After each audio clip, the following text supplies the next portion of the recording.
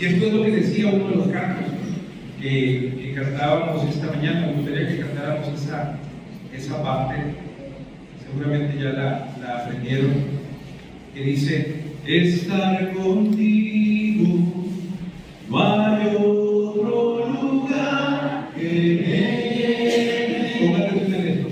Esa tempestad me das calma, nada detendrá tu fidelidad. ¿Lo repetimos otra vez? Estar conmigo, no hay otro lugar que me llene. En la tempestad me das calma, nada detendrá tu fidelidad. Él es el único que nos da calma en medio de la tempestad, en medio de la crisis, en medio de la enfermedad. Y ahora su Biblia, hermanos, en el libro de Josué. Ahora su Biblia, en el libro de Josué. Les decía, ya estamos a punto de terminar el libro de Josué. Josué tiene 24 capítulos y estamos ya en el 22. Ya terminaremos este libro, que ha sido un libro de mucho reto. Les decía la semana pasada que la palabra clave del libro es fe. Es un libro que nos enseña a confiar y depender totalmente de Dios. Nos ha puesto diferentes casos, historias a lo largo del libro, que nos ha permitido ir viendo lo que el Señor nos dice a cada uno de nosotros.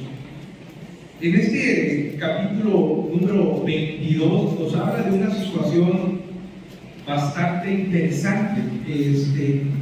Y titulé a este sermón, a esta palabra: estamos juntos, somos iglesia. Estamos juntos. Y miren, el Señor, hermanos, y eso es algo que me gustaría que ustedes supieran, el Señor nos creó para vivir en comunidad. Y el Señor desde el principio dijo: no es bueno que el hombre esté solo. Entonces Dios nos creó para vivir a esta. Dios nos creó para estar juntos en todos los sentidos. Ahorita como comunidad religiosa, como iglesia, el Señor nos creó para estar juntos. Pero si lo vemos a nivel familia, es exactamente lo mismo. El Señor nos creó para estar juntos. Si lo vemos a nivel individual, bueno, cada uno de nosotros debemos de buscar la manera, la forma de estar juntos con las personas con las cuales debemos de convivir. Miren, el Señor nos creó para vivir en comunidad, como les decía. Dice la palabra del Señor que tú y yo somos nueva creación, somos nuevas criaturas. Y una vez que confiamos, que depositamos nuestra fe en el Señor Jesucristo, ¿qué creen que pasó? Dice la palabra que somos nueva criatura, pero el Señor pareciera que hizo esto. ¿Me piensan que era una grúa? Nos tomó a nosotros y nos insertó en ¿dónde? En un cuerpo llamado iglesia, el cuerpo de Cristo llamado iglesia. ¿A quién lo hizo eso? A todos. Ninguno de nosotros permanece como un ente aislado.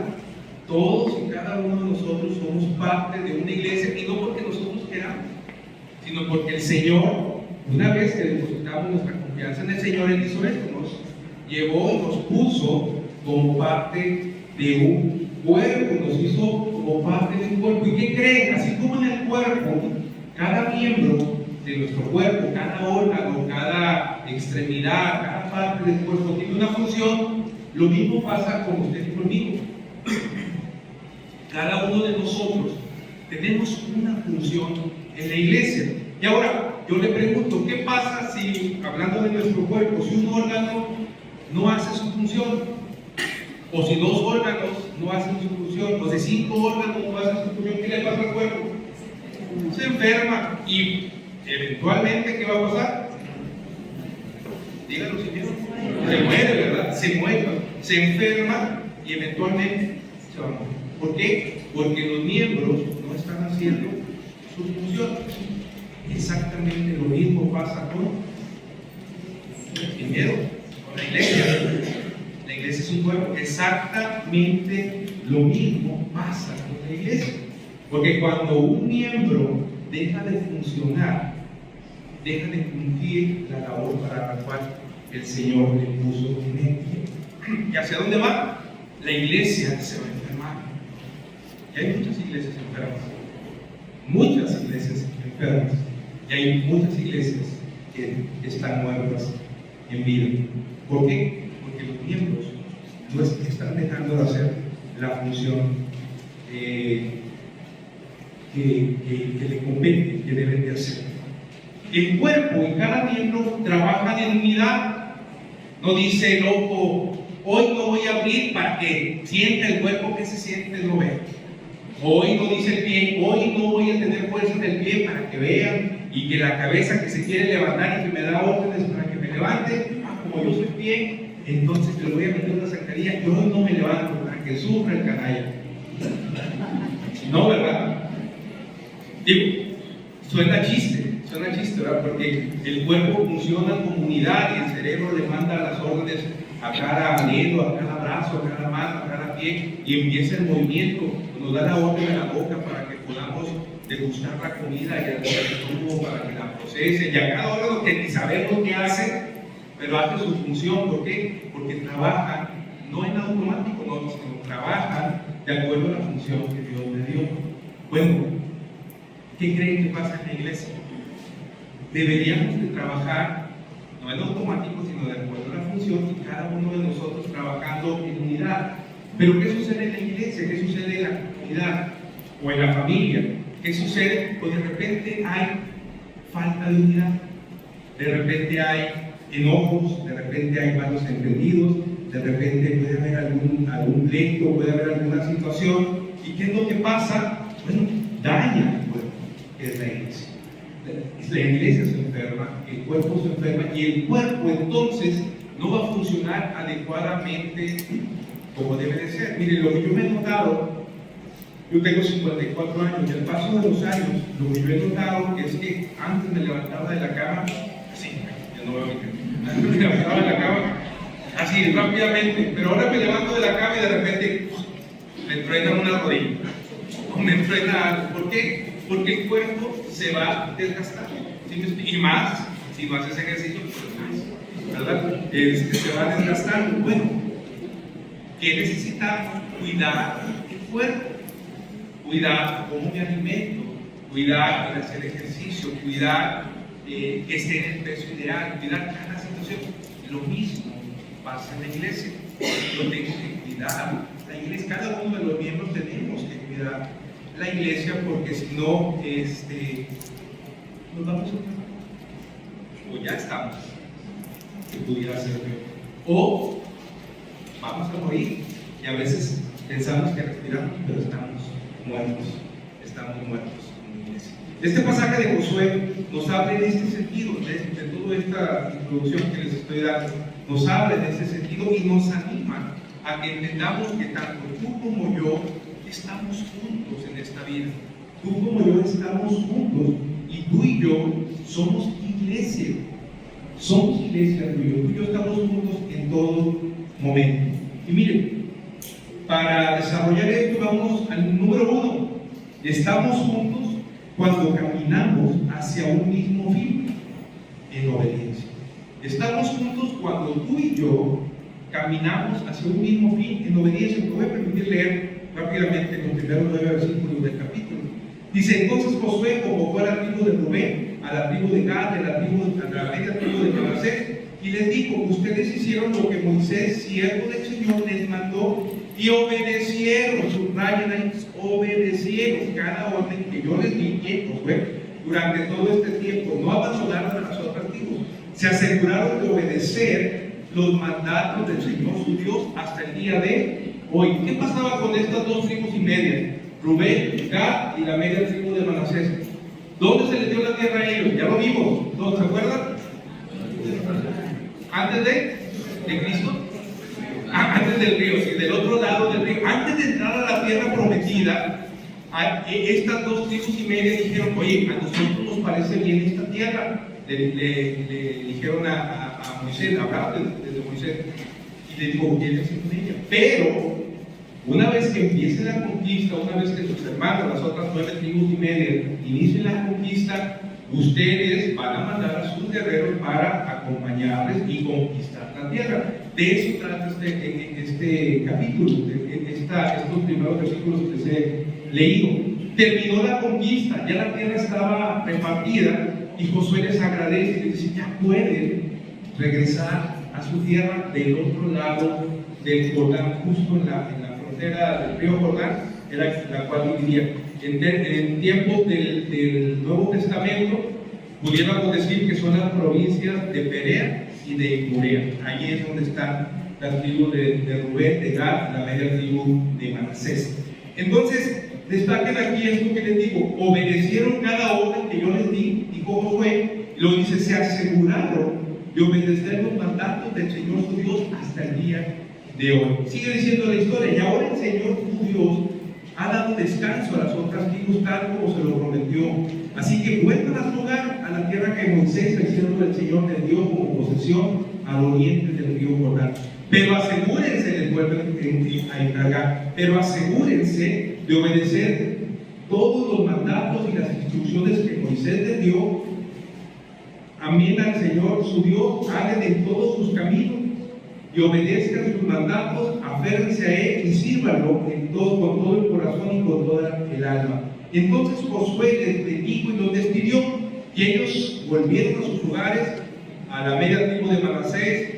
Moisés le había dado la tierra de Basán al oriente del río Jordán, a la otra media tribu se le entregó tierra al occidente del Jordán. Cuando Josué los bendijo y los despidió, les dijo: vuelvan a sus hogares con toda la riqueza que tomaron de sus enemigos, las numerosas manadas de animales, la plata, el oro, el bronce y el hierro, y la enorme cantidad de ropa. Compartan el botín con sus parientes. Y entonces los hombres de Rubén, de Gad y de la media tribu de Manasés dejaron al resto del pueblo de Israel en Silo, que era la capital donde estaban ya reunidos, donde estaba el arca, donde estaba el tabernáculo, en la tierra de Canaán, y emprendieron el viaje de regreso a su propia tierra de Galaad, el territorio que les pertenecía de acuerdo con el mandato que el Señor había dado por medio de Moisés. Hermanos, la tribu de Rubén, Gad y la media tribu de Manasés, como les decía, habían recibido ya la otra tierra, entonces ya regresaron.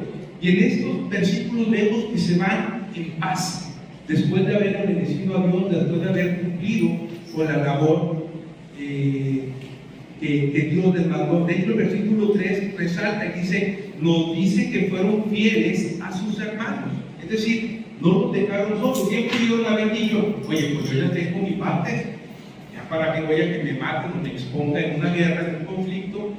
Pudieron haber dicho eso, no, pero fueron y los acompañaron en la conquista de la tierra. ¿De qué nos habla esta fidelidad?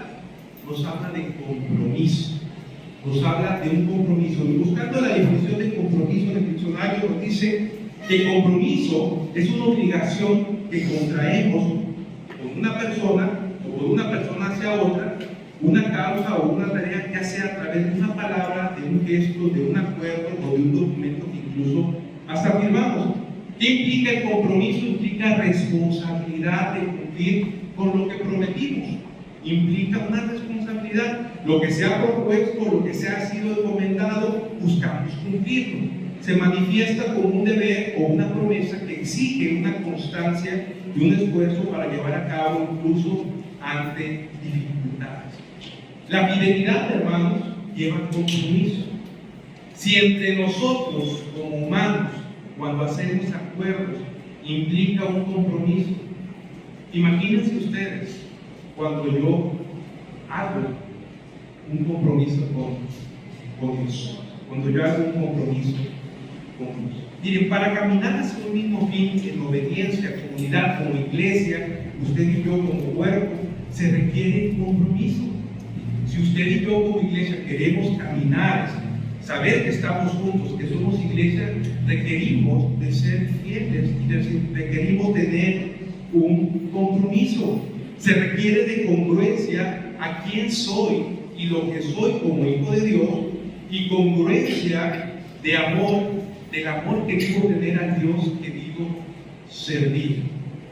Lo repito, para caminar hacia un mismo fin en obediencia, comunidad, como iglesia, como cuerpo, requerimos usted y yo compromiso hacia ¿Para qué? Para ser congruentes de quién soy como hijo de Dios y congruentes en el amor que le digo tener a Dios.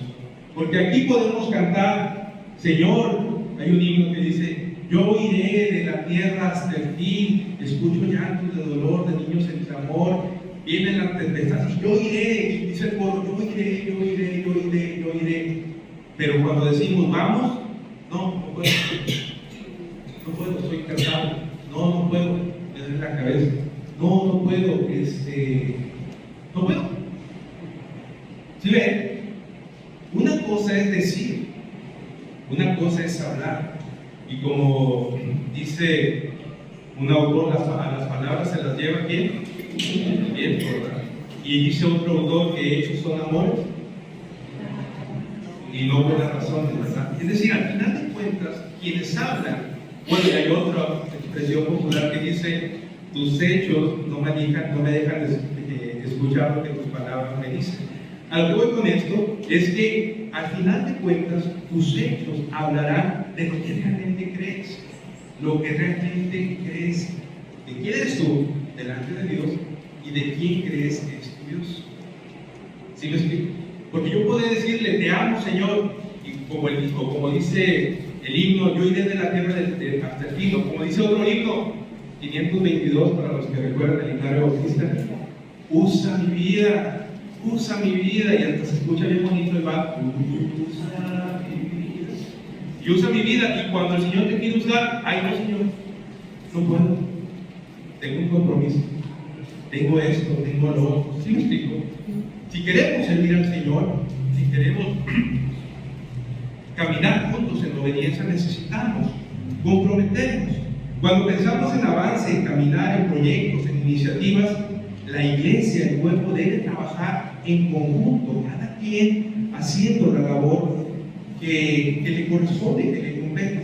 Muchas veces en la iglesia escuchamos expresiones como la siguiente: no, que lo haga el pastor, para eso es del pastor, que a él le corresponde evangelizar, a él le corresponde llevar la palabra a todos, a él le corresponde visitar, a él le corresponde, y los demás. O que Mateo 28, 18 al 20, cuando dice, mira que cuando dice, ir a ser discípulo a todas las naciones, dice ahí, a los pastores les digo, ir y hacer discípulos a todas, ¿dice eso? No, ¿verdad? No dice Jesús se acercó y les habló diciendo, toda potestad me da en el cielo y en la tierra, por tanto, y ¿a quién les dijo eso? A los discípulos. ¿Y quiénes somos nosotros? Discípulos, decimos que somos discípulos. Pero ¿por qué no hacemos las cosas? A veces escuchamos expresiones, ¿sabes qué? Yo no soy de ese ministerio, a mí no me toca. Que lo hagan los que están trabajando en ese ministerio, en ese espíritu. O otras expresiones, yo no tengo el don, yo no tengo ese don, yo no puedo hacer, o sencillamente no tengo tiempo. Miren, a veces definimos la membresía de la iglesia, en términos de un club social o de un club deportivo. Decimos, o un término de la membresía de la tarjeta de crédito, de la bancaria que tengamos, donde, dado que pagué la membresía, entonces ahora hasta te dicen, vas a gozar de los privilegios de la membresía. Entonces, la membresía, en estos términos que les dije, de club social, de club deportivo, de tarjeta, es, tengo una membresía para que me sirvan, tengo una membresía para que me sirvan. Pero los términos del Señor no se refiere a eso. Dice el mismo Jesús, yo he venido para servir, no para ser servido. Entonces, en los términos de iglesia, la membresía, por el contrario, nos exige a ti y a mí como cuerpo entregarnos en unidad y obediencia al Señor, al que pagó con su sangre preciosa el que tú y yo pudiéramos ser miembros y parte de una iglesia. Porque recuerden el ejemplo que les dije, ¿quién nos insertó en el cuerpo? Dios, no fuimos nosotros los que tocamos la puerta y yo quiero ser riñón, hazme un pedacito, un espacio para entrar, no, ¿verdad? Fue Dios que nos insertó en el cuerpo. Entonces Él ya pagó el precio. ¿Por qué entonces no entiendo lo que me compete como hijo de Dios, como parte de la iglesia? Porque estamos juntos, hermanos, todos somos iglesia, estamos juntos. Por eso debo de preguntarme, ¿realmente voy caminando junto con la iglesia en obediencia a Dios? No me contesten, nada más pregúnteselo usted mismo y reflexione. ¿Está realmente caminando junto con la iglesia en obediencia a Dios? Ahora, también el pasaje nos dice que se aseguraron de obedecer los mandatos del Señor. Y la expresión se aseguraron me lleva a pensar en que algo hicieron para asegurarse de que están cumpliendo los parámetros de Dios. Mire, voy a ponerles un ejemplo. Digan, ¿cómo se aseguran de que su casa está cerrada? Pues les ha pasado que salen de casa y dicen, no me acuerdo si le puse llave, no me acuerdo si apagué o cerré la salida del gas de la estufa, o no me acuerdo si apagué la luz. ¿Cómo se asegura de que realmente lo hicieron? Por regularmente se regresa, ¿verdad? Y verifica, o dicen, no hombre, que se salga el gas y te explote, total ya quiero una casa nueva. No, ¿verdad? No dicen eso, regularmente se regresa y se asegura de que lo que están, de que cerraron con llave, de que le pusieron todos los pasadores, de que cerraron las llaves del gas, de que apagaron la luz, lo que sea, se aseguran, hacen situaciones. Miren, a nivel empresa, en las empresas lo que hacen para asegurarse de que están cumpliendo los procesos es que ponen métricas en los procesos, es decir, ponen ahí unos momentos en los cuales se toman una medición y ver si el cumplimiento se va realizando, y en base a esas métricas sacan resultados, sacan un estado de resultados, en inglés le llaman dashboard, una pantalla donde están graficados cada una de las situaciones. ¿Por qué? Porque marcan si van en cumplimiento o no de los objetivos. ¿Qué pasa si no vas cumpliendo los objetivos que te propusiste? Vamos a pensar en nuestra vida particular. Se propusieron ahorrar para comprarse un carro en diciembre. Pues déjenme les digo que ya les quedan sobres. Se propusieron ahorrar para comprarse un carro en diciembre. ¿Qué es lo que van haciendo durante el año? Pues van ahorrando, pero van viendo si se van acercando a la meta del precio del coche. ¿Qué pasa si estamos ya por empezar noviembre y ya estamos cerca de diciembre? Y si ven que no van en el supuesto que debería ser, ¿qué hacen? Pues rectifican el camino y buscan qué hacer de más para poder llegar al objetivo que tenían y poder cumplir, y hasta les suman el aguinaldo que todavía no les pagan, para poder cumplir con la meta. Bueno, exactamente de eso mismo viene a mi mente cuando dice aquí, se aseguraron de cumplir con lo que el Señor les había mandado. Es decir, ellos se pusieron como objetivo ese mandamiento del Señor y empezaron a medir, comparándose con qué, con lo que el Señor les había mandado. Vivieron, fueron conscientes intencionalmente y se involucraron en la conquista de estas 2 tribus y media junto con las otras 9 tribus y media. Se involucraron, que pudieron asegurarse que realmente obedecieron. Luego, los mismos parámetros los podemos utilizar usted y yo. Pregúntese a sí mismo, ¿estoy yo asegurándome de cumplir con lo que el Señor me dio al ponerme en esta iglesia para poder servir? No me diga sí o no, piénselo. ¿Está usted asegurándose realmente, como dice que lo hicieron los de Rubén, Gad y Manasés, se está asegurando de cumplir con lo que Dios le mandó al ponerme en esta iglesia? Porque déjeme le digo algo, no está aquí por casualidad. No está aquí, es que me invitó tal, no. Está bien, sí fue el instrumento para que viniera. Pero al final de cuentas, Dios lo puso aquí. Y Dios lo puso aquí, ¿qué cree? ¿Para que esté sentado? Lo puso aquí con un propósito. ¿Por qué? Porque al igual que a cada uno de nosotros, Dios nos dio dones espirituales para servir a los santos que están en la iglesia, para ministrar, para ponerlos en práctica aquí. ¿Sí me van siguiendo lo que les estoy diciendo? Dios nos puso aquí. Entonces, así como estas 2 tribus y media, debemos de asegurarnos si estamos o no obedeciendo, si estamos o no caminando juntos, obedeciendo lo que el Señor nos está mandando. Participamos en los cultos, me podría decir, palomeado, sí participo. Oye, participo en los diferentes eventos, híjole, ahí pues más o menos, o no, o sí, ¿verdad? Palomé. Me involucro en en lo que me va marcando que pueda hacer para servir, pues usted póngale palomeo o no le palomeo, ¿verdad? Es decir, todo eso son parámetros que podemos darnos cuenta si estamos o no involucrándonos en ir juntos, porque estamos juntos, porque somos iglesia, para ir juntos en unidad para servir al Señor. ¿Por qué creen que dice Jesús? Así alumbre vuestra luz delante de los hombres, para que vean vuestras buenas obras y glorifiquen ¿a qué? A vuestro Padre que está en los cielos. Porque tú y yo, hermanos, estamos para hacer luz afuera. Entonces, si no estamos yendo hacia afuera, si no estamos yendo a llevar el Evangelio, no estamos siendo luz. Entonces la gente no está viendo la luz de Dios en nosotros. Entonces la gente no está glorificando al Dios que tú y yo decimos. ¿Por qué? Porque no estamos irradiando esa luz. ¿Por qué? Porque no salimos, porque no vamos fuera en unidad. Hermanos, como iglesia debemos de recordar que tú y yo estamos juntos para caminar hacia un mismo fin en obediencia.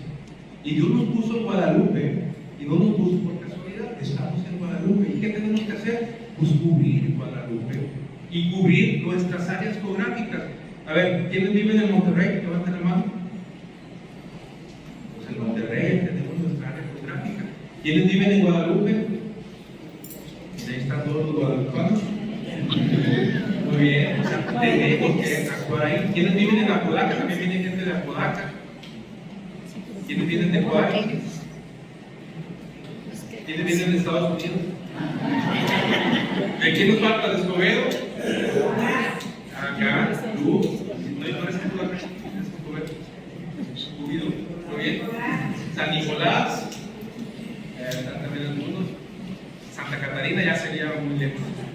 En fin, de donde vengan, cada uno de nosotros somos iglesia para estudiar también. Y Dios nos puso en un municipio para irradiar la luz del Señor. La gente pueda ver las buenas obras que hacemos porque Dios nos las da y así la gente pueda acercarse al Señor. Número 2, estamos juntos, somos iglesia también, aún cuando se presentan diferencias. Cuando se presentan diferencias, miren, tengo el siguiente pasaje. Dice el versículo número 10. Sin embargo, mientras todavía estaban en Canaán, los hombres de Rubén, de Gad, de la media tribu de Manasés, se detuvieron a llegar a un lugar llamado Geliot, cerca del río Jordán, para construir un altar grande e imponente. Entonces, el resto de Israel, es decir, las 9 tribus y media que se quedaron en Silo, dice, entonces el resto de Israel oyó que los hombres de Rubén, de Gad y de la media tribu de Manasés habían construido un altar en Geliot, a orillas de la tierra de Canaán, en el lado occidental del río Jordán. Entonces, dice el versículo 12, toda la comunidad de Israel se reunió en Silo, que era la capital, y se preparó para salir a la guerra contra ellos. ¡Ah, caray! Pues eran hermanos, hablando en términos de iglesia, eran de la misma iglesia. Y ahora dice aquí, me llama la atención este versículo 2 porque dice, entonces toda la comunidad, es decir, todo el pueblo de Israel se reunió en la capital y se preparó para salir a la fiesta, dice ahí. A la fiesta. ¿Contra quiénes? Contra sus hermanos. No puedo evitar que me recuerde a algunas iglesias bautistas que son conflicto y se va directamente al lugar y a la gente. Qué tremendo, qué tremenda situación. No habían pasado más que solo unos días donde estaban juntos, donde les acababan de agradecer que les habían ayudado, donde les acababan de hacer un reconocimiento por la obediencia que expresaron para Dios y para con los líderes del pueblo, y los pidieron en paz cuando unos días después ya pensaban en hacerles guerra. ¿Qué significa hacerles guerra? Matarlos, ¿verdad? Exterminar, pelear, matarlos, exterminarlos. ¿Todo por qué? Por un malentendido. Por un malentendido. Y cuando les decía que me recordaba algunas iglesias, es en el sentido de cuántas veces, hermanos, con un malentendido deriva en una terrible guerra. un malentendido que te lleva a pelear. Ahora, veanlo en términos de iglesia, pero olvídense de la iglesia. Veanlo en términos de familia. ¿Cuántas veces un malentendido familiar? Alguien que dijo algo, o yo que dije algo, y provocó un malentendido y hace que se desate el caos, la guerra en la familia. Y de repente vemos situaciones donde tienen años los hermanos sin hablarse, porque tienen años donde un padre no se habla con los hijos o viceversa. En fin, ¿por qué? Por un malentendido. Por un malentendido. En la iglesia siempre, hermanos, habrá diferencias. ¿Por qué creen que habrá diferencias, hermanos?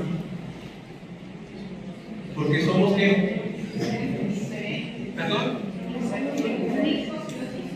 Ok, porque somos diferentes, pero somos seres humanos, ¿verdad? Y somos seres humanos imperfectos, somos seres humanos pecadores. Sí estamos en la iglesia, pero seguimos siendo pecadores, seguimos siendo imperfectos. Y va a haber diferencias. ¿Por qué? Porque tenemos una opinión diferente, porque venimos de contextos diferentes.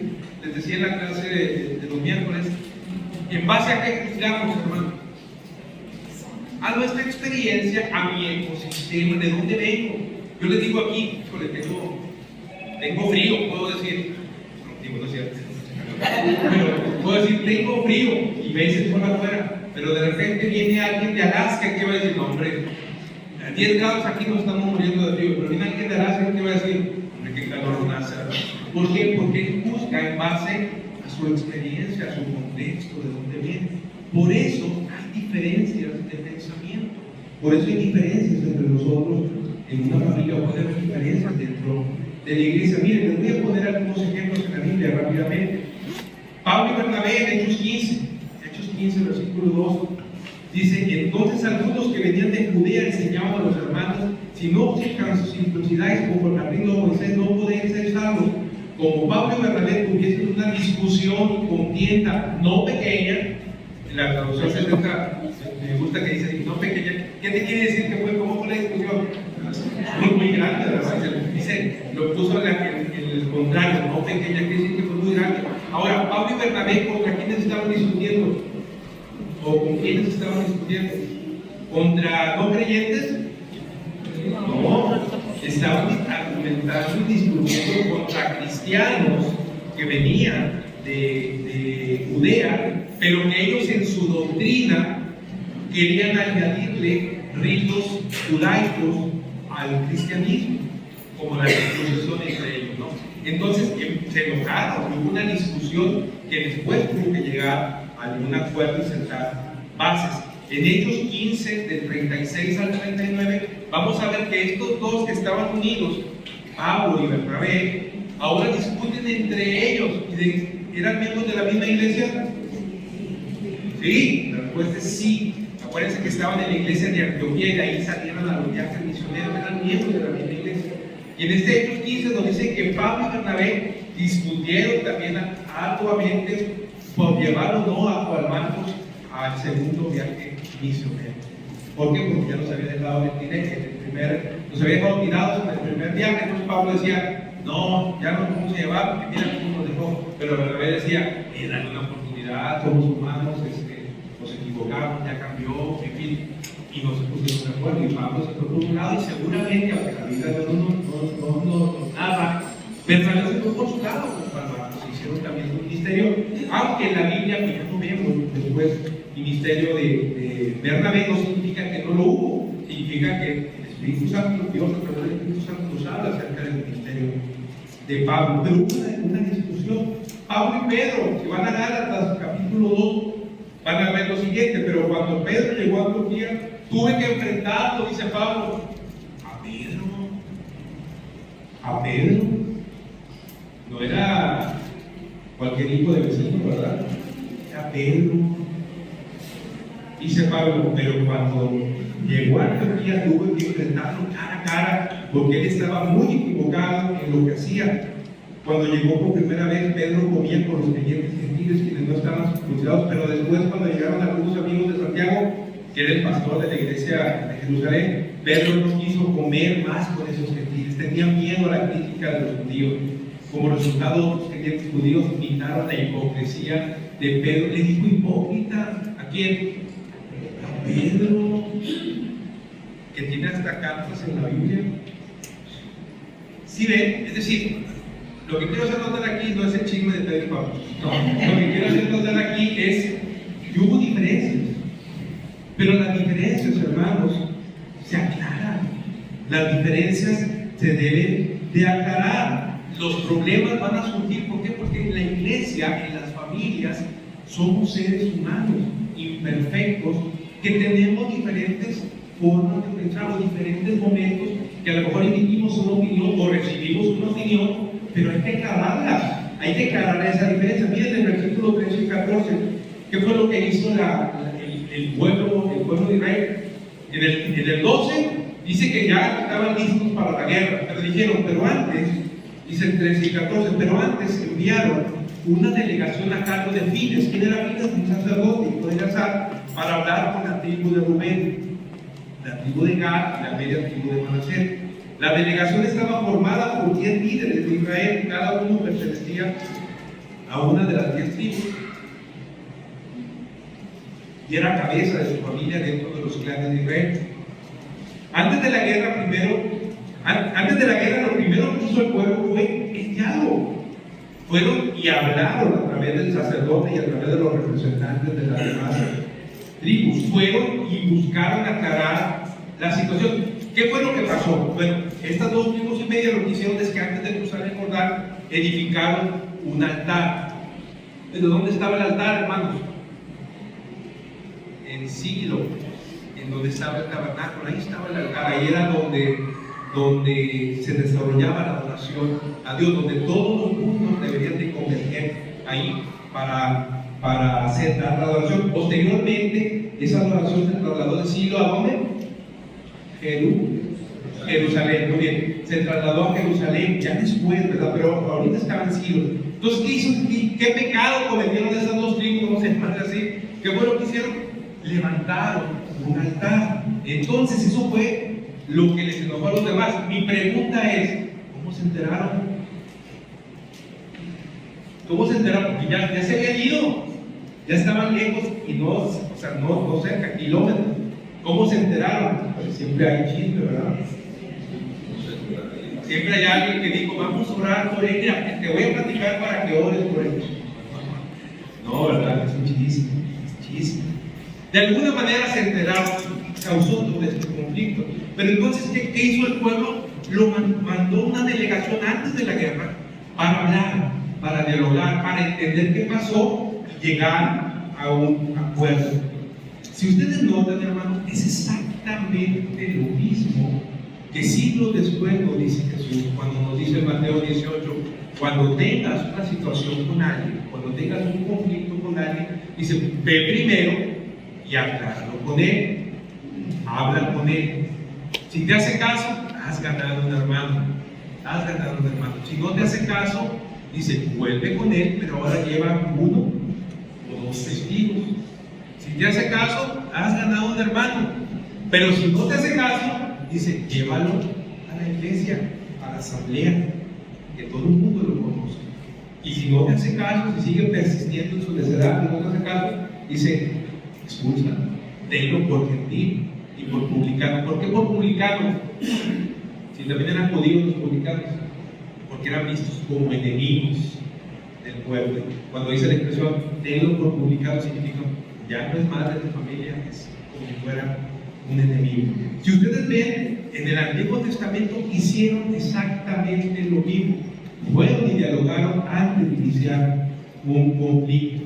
Los pasos son: ve y hablas horas con él, ve nuevamente con 2 testigos, 1 o 2 testigos, si no a la iglesia, y si no, hermanos, somos iglesia y estamos juntos, aún a pesar de nuestras diferencias.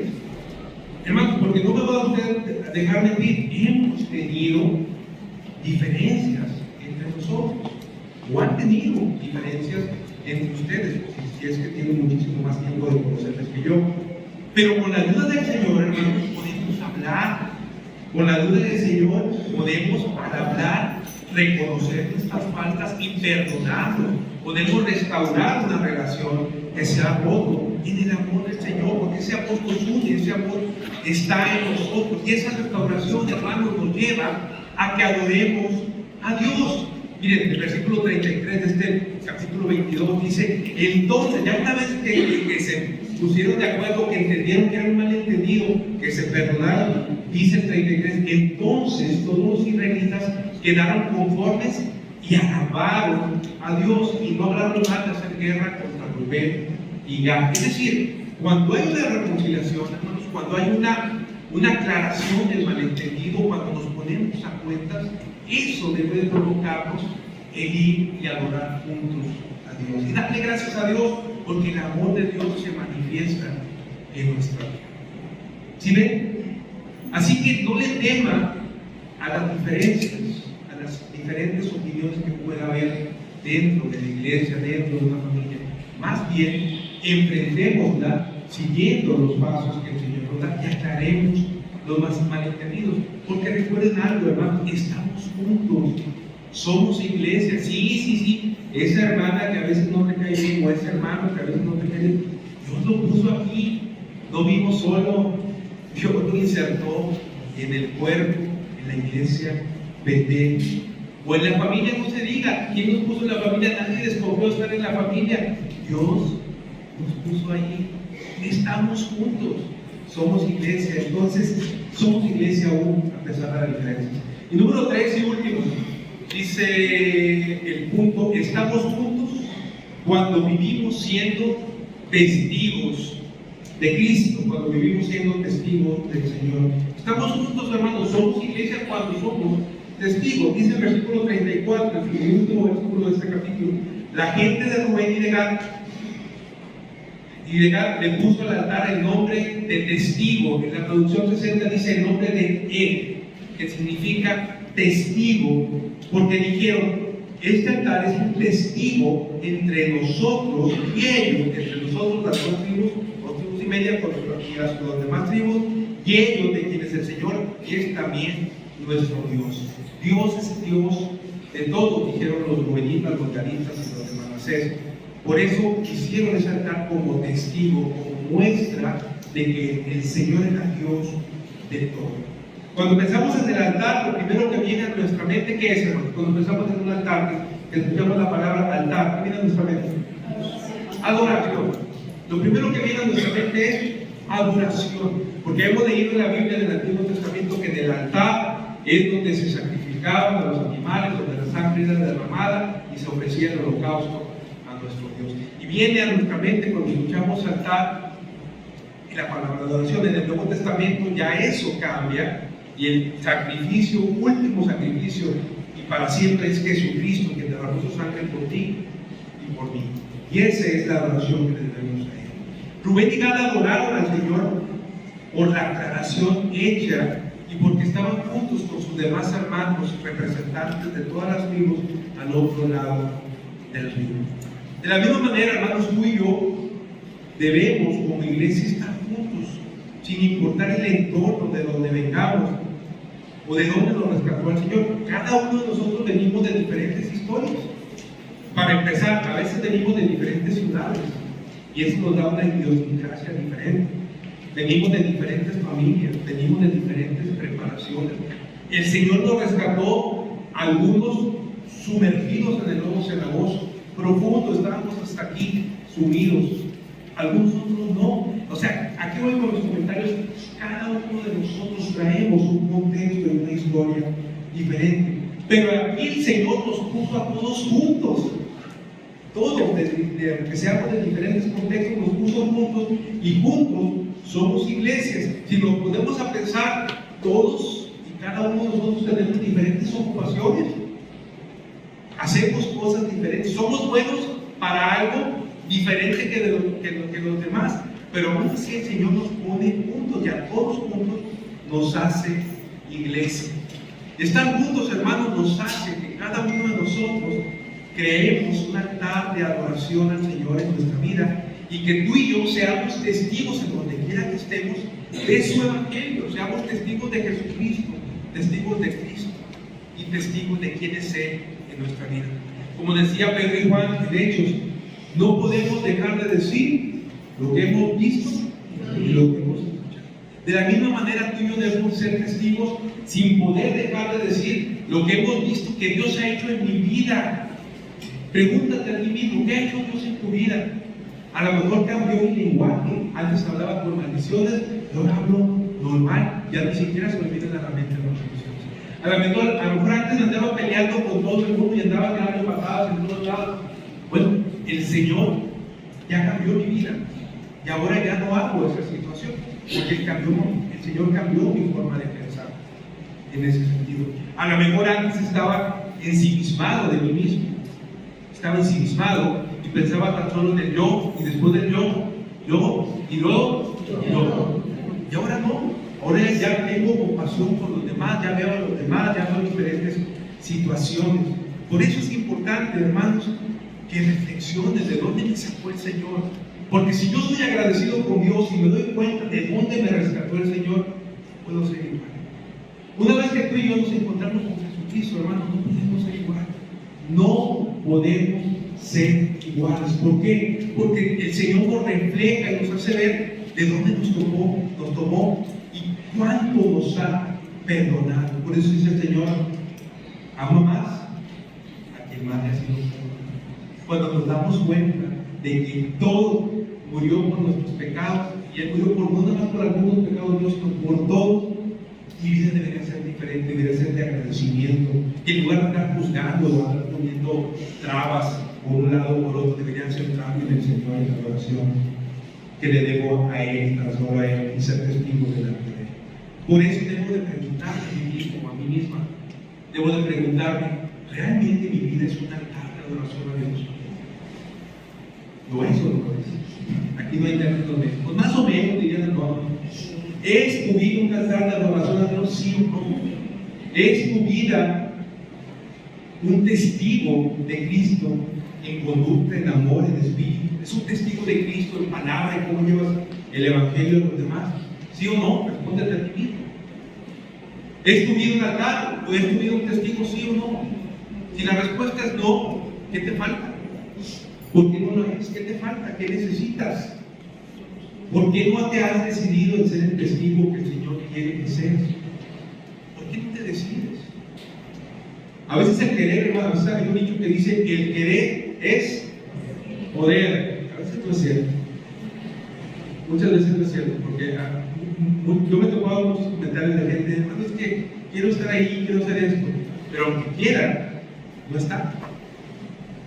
Lo cual significa que el querer no es poder. Hay algo más que tengo que hacer para que realmente pueda hacer aquello que quiero. ¿Sí me explico? Tengo que ordenar mi vida, tengo que ser intencional en lo que voy a hacer para realmente lograr hacer aquello que quiero hacer para el Señor. Debo de darle gracia lo que he recibido, de gracia. Porque ¿qué nos costó la salvación? ¿Qué nos costó el perdón, hermano? Nada. No nos costó nada, el Señor nos lo dio como un regalo, nos lo dio de gracia. Y de la misma manera es mi servicio para con los demás. El Señor, hermano, nos ha puesto en nuestra tierra prometida. Algunos viven del otro lado del río Jordán, en nuestro caso es el río Santa Catarina. Al otro lado viven, algunos viven de aquel lado del río, otros vivimos de este lado del río. Pero todos como iglesia, hermanos, estamos juntos para hacer un altar, para tener una vida que adora al Señor en todo momento, para hacer una vida que sea testigo y que predique a Cristo en todo momento de nuestra vida. Es tiempo ya, mi hermano, mi hermana, de que nos decidamos, de que te decidas. Es tiempo ya de que te decidas a servir. Es tiempo ya de que hagas aquello que ha puesto Dios en tu corazón. Porque déjame decirte algo, hermano, no todos los ministerios nacen de un equipo de liderazgo. Los ministerios nacen de la relación de cada uno de ustedes con Dios, porque Dios es quien pone en cada corazón el querer y el hacer lo que van a hacer. De repente usted, Dios puede poner en su corazón ir a repartir pañales para adultos en un asilo de ancianos.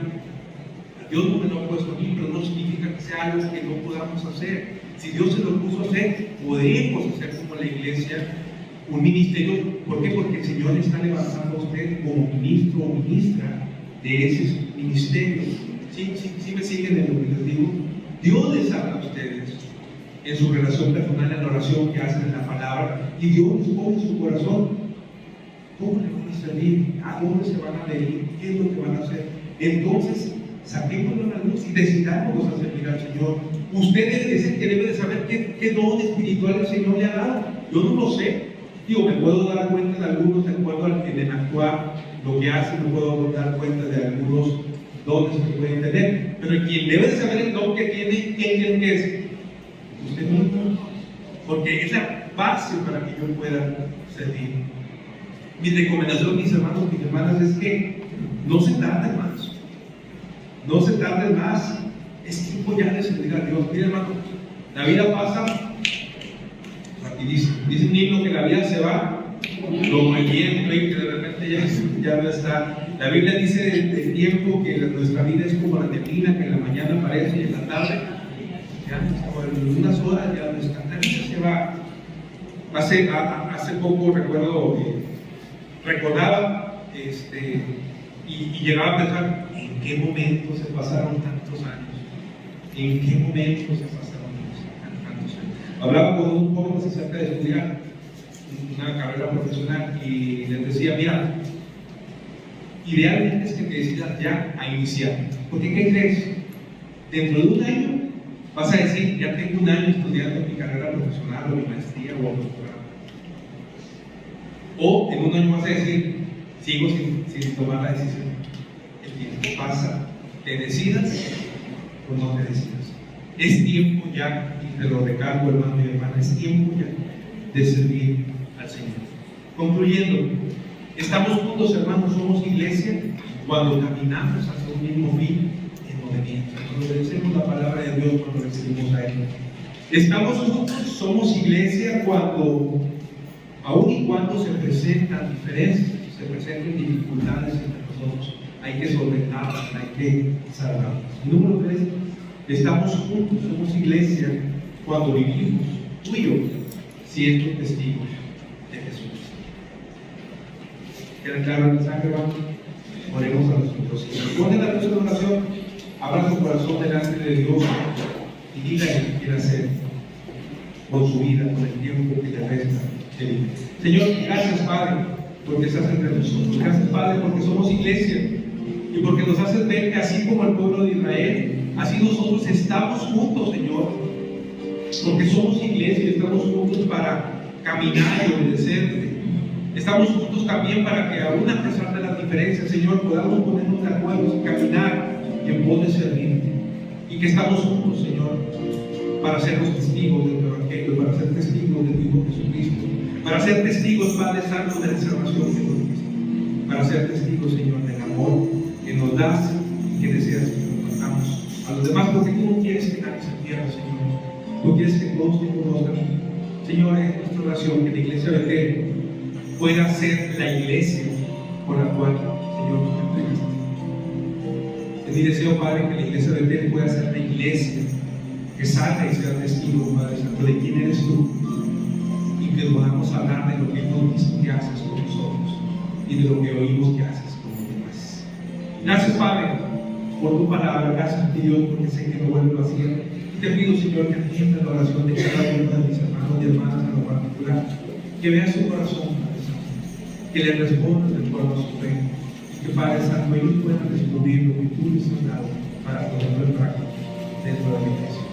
Señor, sé con tu pueblo, y ahora que nos despedimos, que vamos a casa, te pido, Señor, que nos lleves en paz, que seas con nosotros el resto de la semana, que nos acompañes en los diferentes trabajos, en las diferentes actividades. Si saldremos fuera de la ciudad, Señor, sé con los que salgan, cuida a tu Padre Santo también. Sé tú y por en todo el mundo. Permite, Padre, que nuestra iglesia sea luz, porque en el nombre de Cristo Jesús te lo pido. Amén. Permítame saludar a mis hermanos al terminar. Cantamos un último canto y estaremos.